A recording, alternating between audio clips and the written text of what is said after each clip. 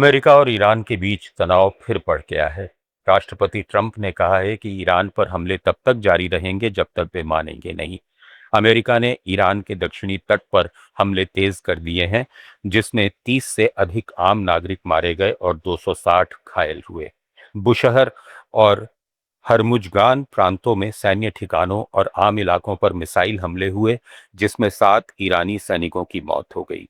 Iran ने जवाबी कार्रवाई में होर्मुज में टैंकरों पर हमले किए, जिसमें एक क्रू सदस्य की मौत हुई और संयुक्त अरब अमीरात और ओमान के पास जहाज प्रभावित हुए। खाड़ी देशों ने ईरानी ड्रोन और मिसाइल हमलों की निंदा की। कुवैत में रोकथाम के दौरान कुछ सैनिकों के घायल होने की खबर है। ट्रंप ने होर्मुज में 20% टोल का प्रस्ताव वापस ले लिया है, लेकिन ईरानी बंदरगाहों पर पूर्ण नाकाबंदी फिर से लगाने की घोषणा की है। ईरान ने होर्मुज में अपने अधिकारों की रक्षा का संकल्प दोहराया और इस्लामिक रिवॉल्यूशनरी गार्ड कॉर्प्स ने जॉर्डन, बहरीन और कुवैत के अमेरिकी ठिकानों पर मिसाइल हमले किए, राडार और सुविधाएं नष्ट कर दी। तेहरान ने इस्लामाबाद समझौते के अमेरिकी उल्लंघनों की शिकायत संयुक्त राष्ट्र सुरक्षा परिषद में की है। उसने कूटनीति का दरवाजा खुला रखने की बात कही, लेकिन क्षेत्रीय संप्रभुता की रक्षा पर जोर दिया। तनाव और होर्मुज बंदी से तेल की कीमतें बढ़ी हैं और वैश्विक आपूर्ति प्रभावित हो रही है। रूस से तेल खरीदने वालों पर अमेरिका 500% तक टैरिफ लगा सकता है। अमेरिकी राष्ट्रपति डोनाल्ड ट्रंप ने रूस पर कड़े प्रतिबंध वाले प्रस्तावित विधेयक का समर्थन किया है।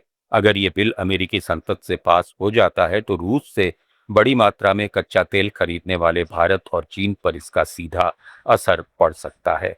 प्रस्तावित कानून के तहत अमेरिका रूस के तेल और गैस खरीदने वाले देशों के आयात पर भारी टैरिफ लगा सकेगा। इसका मकसद यूक्रेन युद्ध के बीच रूस की ऊर्जा आय पर दबाव बनाना है। व्हाइट हाउस ने भी इस बिल का समर्थन किया है। हालांकि फिलहाल ये विधेयक अमेरिकी सीनेट में विचाराधीन है और कानून बनने से पहले उसे वहां से मंजूरी मिलना बाकी है। पाकिस्तान के कब्जे वाले कश्मीर में चल रहा नागरिक आंदोलन अब नए मोड़ पर पहुंच गया है। खुफिया रिपोर्ट में दावा किया गया है कि पाकिस्तानी सेना और आईएसआई आंदोलन को बदनाम करने के लिए आतंकी संगठनों के गुर्गों की घुसपैठ की साजिश रच रहे हैं। रिपोर्ट के मुताबिक लश्कर-ए-तैयबा और जैश-ए-मोहम्मद के आतंकियों को प्रदर्शन में शामिल कर हिंसा भड़काने की तैयारी है, ताकि आंदोलन को आतंकी गतिविधि बताकर सैन्य कार्रवाई का बहाना बनाया जा सके।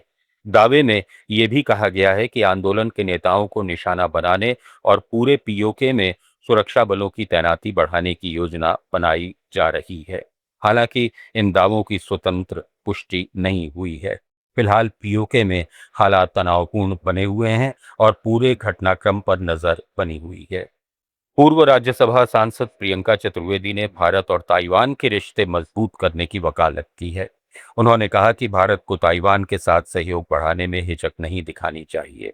उन्होंने बताया कि दोनों देशों के बीच व्यापार 10 अरब डॉलर से ज्यादा हो चुका है और ताइवान सेमीकंडक्टर और टेक्नोलॉजी क्षेत्र में भारत का अहम साझेदार बन सकता है।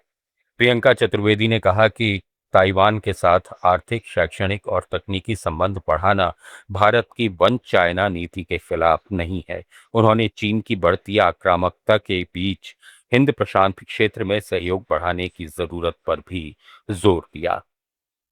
ग्लोबल न्यूज में फिलहाल इतना ही। बने रहिए लेट्स माइक के साथ। आप सुन रहे थे let's mic more than radio. Follow कीजिए हमें हमारे सोशल मीडिया प्लेटफॉर्म्स पर। It's time for news. It's time for more than radio. Presenting the first radio news app, Let's Mic.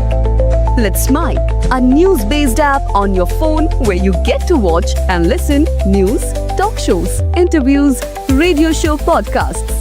On Let's Mic, you get all relevant information of TV, print, radio, podcast, and digital. Let's Mic talks about every segment of life.